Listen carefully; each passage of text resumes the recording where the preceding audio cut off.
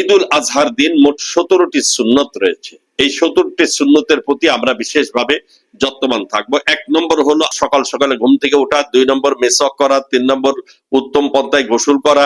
4 নম্বর হলো সাজসজ্জা অবলম্বন করা শরীয়তের নিয়ম অনুযায়ী, 5 নম্বর হলো উত্তম পোশাক ব্যবহার করা, 6 নম্বর সুগন্ধি ব্যবহার করা, 7 নম্বর ঈদগাহে সকালে সকালে যাওয়া, 8 নম্বর খানাপিনা গ্রহণ করা ছাড়াই কোনো কিছু না খেয়ে ঈদগাহে যাওয়া, 9 নম্বর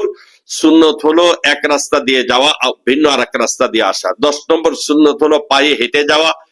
11 নম্বর সুন্নত হলো উচ্চ স্বরে তাকবীর পড়তে পড়তে যাওয়া, আসা যাওয়া উভয় রাস্তায় তাকবীর পড়তে থাকা, 12 নম্বর সুন্নত হলো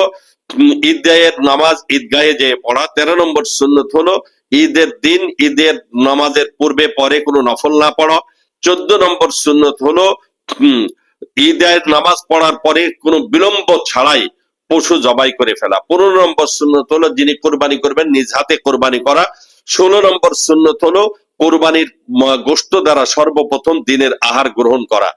17 নম্বর সুন্নত হলো ঈদের শুভেচ্ছা বিনিময় করা, অর্থাৎ একে অপরের সাথে সাক্ষাৎ হলে তাকাব্বালাল্লাহু মিন্না ওয়া মিনকুম, এইভাবেই